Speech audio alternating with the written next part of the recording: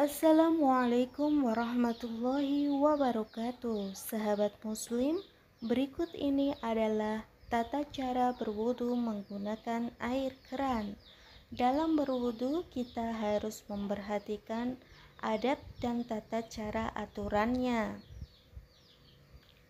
Berikut merupakan tata caranya. Umat muslim yang akan menjalankan ibadah kepada Allah SWT harus memenuhi aturan yang telah ditetapkan.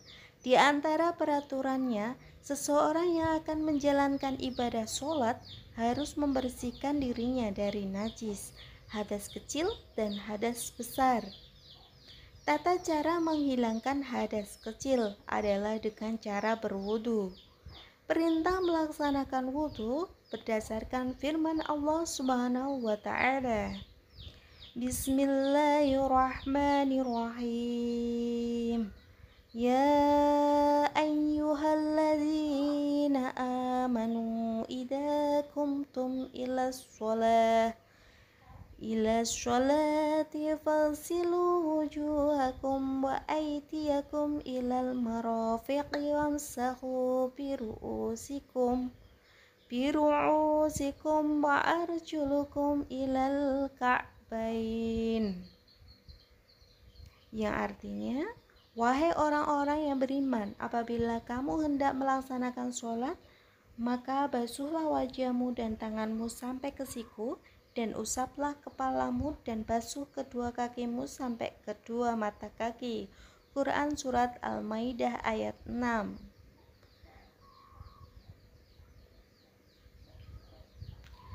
Keabsahan wudhu cukup menentukan sah dan tidaknya sholat. Rukun wudhu yang sudah maklum diketahui adalah niat, membasuh muka,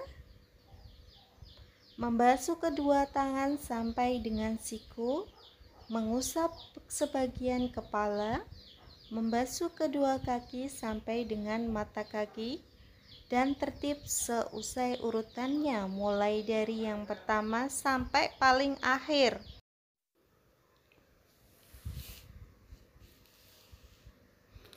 Berikut ini adalah di antara adab berwudu dengan menggunakan air keran. 1. Orang yang berwudu disunahkan untuk menghadap ke arah kiblat. 2. Wudu dilaksanakan di tempat yang airnya bisa mengalir lancar sehingga tidak menggenangi lokasi wudu. 3.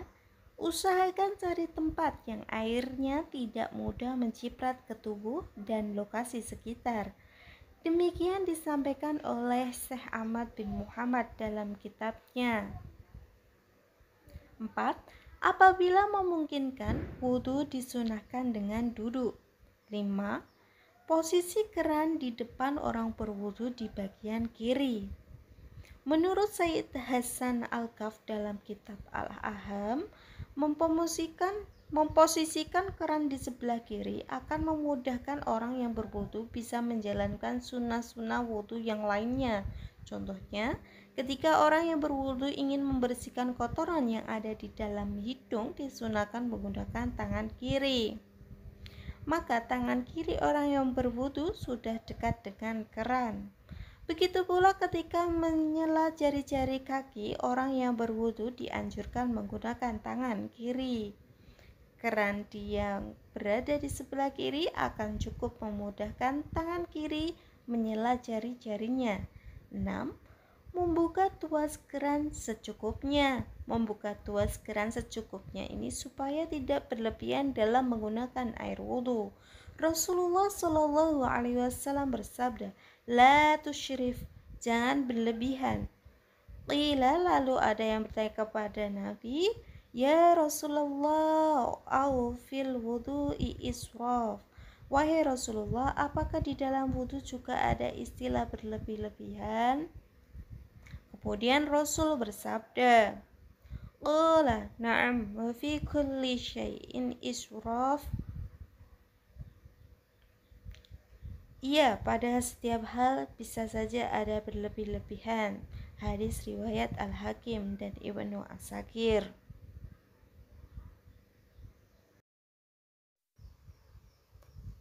Berlebihan atau israf dalam berwudu banyak yang disebabkan karena was-was, sebuah perasaan tidak nyaman dan ragu. Apakah airnya sudah merata ke semua anggota wudu atau belum? Orang was-was bisa membasuh anggota wudu sampai mengulang berulang kali sehingga menjadi boros air. Was-was bisa timbul akibat bisikan jenis syaitan tertentu yang mempunyai tugas mengganggu orang dalam menggunakan air. Rasulullah Shallallahu Alaihi Wasallam bersabda, Inna lil wudu'i syaitonan yuqalu lahu walhanu fattaku waswasal ma'i. Artinya, dan dari Abi Sa'ad berkata, Rasulullah Shallallahu Alaihi Wasallam bersabda, sesungguhnya dalam wudu ada satu syaitan yang dinamakan walhan, maka takutlah kalian terhadap was-was dalam menggunakan air. Hadis riwayat Ahmad dan Ibnu Majah. 7. Membasuh bagian tangan dimulai dari siku. Dalam masalah ini terdapat perbedaan pandangan antar ulama. Menurut Imam Ramli, saat berwudu menggunakan keran, ketika membasuh kedua tangan sebaiknya mendahulukan bagian siku terlebih dahulu, kemudian diakhiri basuhannya sampai telapak tangan. Berbeda apabila seseorang berwudu dengan menggunakan gayung. Imam Ramli berpendapat sebaiknya dimulai dari telapak tangan terlebih dahulu, kemudian diratakan sampai siku. 8. Mengusap sebagian kepala dengan mengambil air dari keran.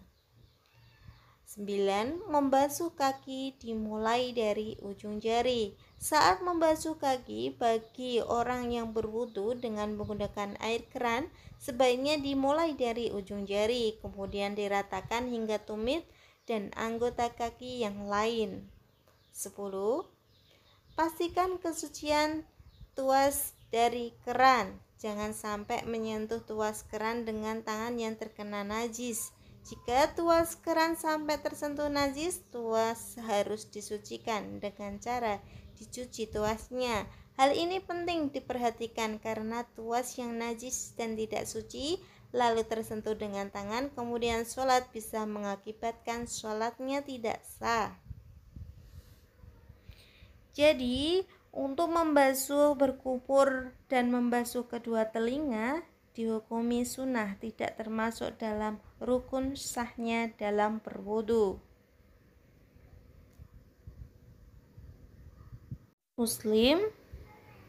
Demikian paparan singkat tentang tata cara wudu dengan menggunakan keran. Usaha kita dalam menyempurnakan wudu sebagian bentuk totalitas penghambaan kita kepada Allah. Semoga mendapatkan ridho dari Allah. Amin amin ya robbal alamin. Tolong di subscribe, nyalakan lonceng, like, comment, dan share. Thank you.